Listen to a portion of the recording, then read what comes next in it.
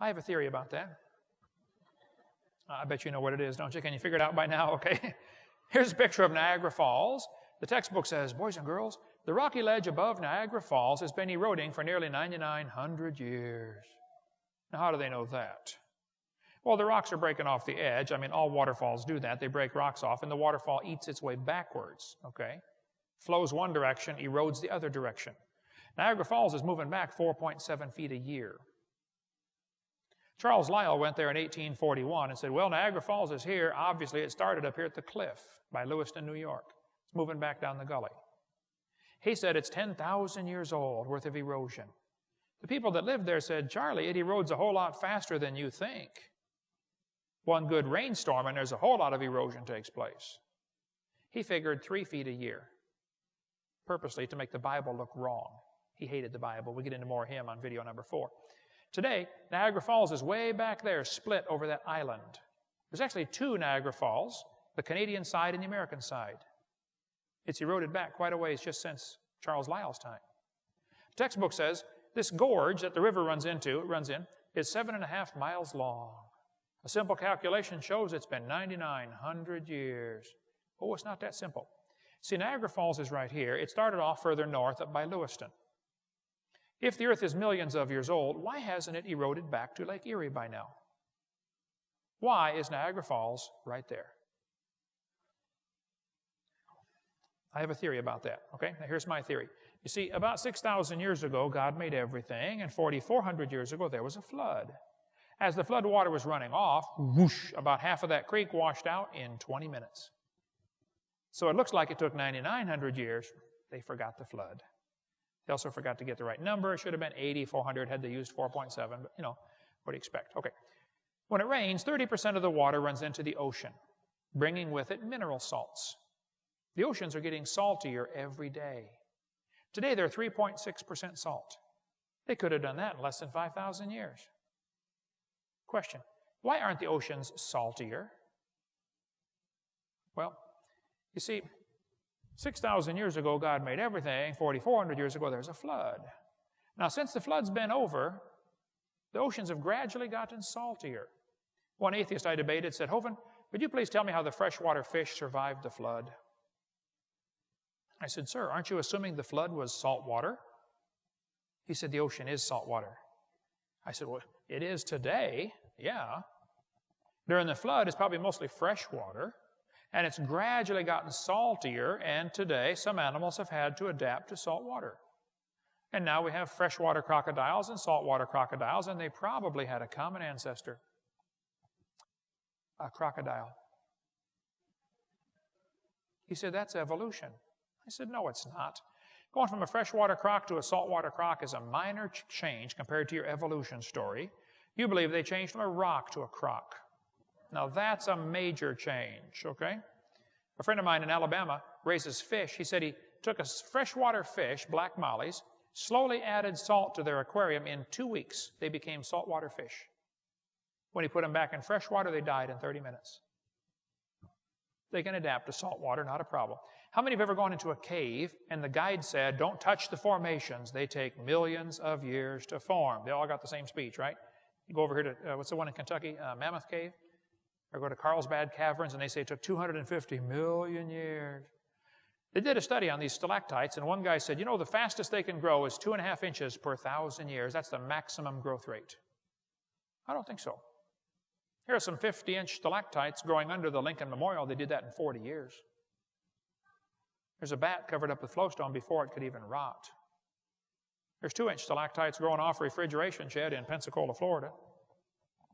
There's a guy in a building in Indiana built just 40 years ago, has huge cave formations in the basement of the building from water leaking through the limestone. There's a mine was shut down in Australia for 55 years. When they opened it back up to check it out, there were huge cave formations in 55 years. There's a pipe that was dripping water for 7 years, made a 13-inch stalactite. I thought it was 2.5 inches per 1,000 years. It's more like 2 inches per year. They broke off the stalagmite that was under it and gave it to me. It's in my museum. There's a parking garage built in 1997 in Texas. It was making stalagmites on the students' cars parking under it. They had to put up a drip pan to catch the water. A guy in Wyoming had a hot mineral spring on his property in Thermopolis, Wyoming. So he stuck a pipe in the ground. The water came out the top of the pipe and bubbled out the side of the top of the pipe, you know. But it had a little fountain. They called it the teepee fountain. Well, the guy died. They left the pipe sticking in the yard. As the pipe was there, it left behind mineral deposits as the water evaporated. How many have seen these mineral deposits? You get them on your sink up here? Okay. The guy died, and about 95 years after he died, after the pipe was stuck in the ground, I went to see it. Here it is, back in 1998. That would take some lime away to scrub that thing clean, don't you think? Yeah, a little bit. The guy down the street started his later. It's not quite as big, you know. But, you know, at the current rate of erosion, the continents will erode flat in 14 million years. Why do they tell us we've got fossils that are 300 times older than that, still above sea level? They should have washed out to sea 300 times. All you got to do is fly out west and look at the erosion patterns and say, man, this place was destroyed by a flood. I mean, the whole world was destroyed by a flood. Just fly around like I do and look out the window once in a while. The oldest languages in the world are kind of interesting. Origin of major writing systems from National Geographic. What do they say? Well, they say the oldest writing systems in the world started about 3000 BC. 5,000 years ago. Oldest writing systems. And the oldest languages are modern, sophisticated, and complete. The Chinese said the year 2000 was the year 4700. They think they started their calendar with the flood. They called Noah Fuhai. The oldest recorded capital punishment, 3,800 years ago. The Hebrew calendar said the year 2000 was 5760. We know the Hebrew calendar is messed up because a rabbi purposely took some years out to make it not match the prophecy to fit Jesus. The Saxons had a genealogy going back to Adam. The Danes and Norwegians had a king list going back to Noah. Don't trust the Egyptian king list. That is greatly exaggerated. See the work by Corville on that and Evolution Cruncher. Why are the oldest reliable historical records less than 6,000 years old? Well, I have a theory about that. I bet you know what it is, don't you? Yeah. That Bible is absolutely right, folks. Absolutely correct, scientifically. The evidence for a young earth is overwhelming. The students aren't taught that. Students are only shown the evidence for an old earth. Remember the coins in the box? They better deal with the youngest ones, not the oldest ones. These books aren't really science books anymore. They're books about evolution. I think it's part of a much bigger picture for a new world order. See, the guys that started this country said, behold these truths to be self-evident. All men are created equal. They're endowed by their Creator with certain rights. Like, you have the right to have a church, or does the government create churches? It's the difference between 501c3 and 508c1a. You better study that out. You have the right to get married, or does the government give the right to get married? It's the difference between a marriage license and a marriage covenant. Big difference. Better study that out. But did you know 75% of kids from Christian homes who go to public schools will reject the Christian faith after 1 year of college? That's what happened to Crawford Toy.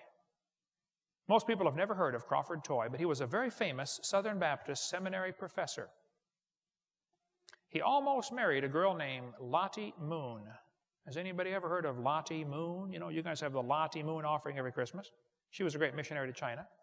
Crawford Toy, after the Civil War, went to Europe and learned about evolution. And he sucked it in and believed it. He became an evolutionist. Crawford came back to his Bible class and said, you know, the Bible intends to teach a plain 6-day creation. The Bible is simply in error at that point. The Bible's in error. Now, Crawford, hold on.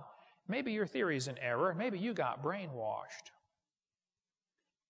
It's very easy to get brainwashed. I'm going to try to brainwash the whole crowd, and then we're going to quit and go home. And tomorrow we'll talk about the Garden of Eden. What was that like? Why did they live to be 900? But first I want to try to brainwash everybody. Here's what's going to happen. I'm going to tell you a little story. As I tell the story, I will brainwash you. Maybe you've never been brainwashed before. It's a harmless procedure. Don't worry about it, okay? When I'm done telling the story, I will ask you 2 simple questions about the story.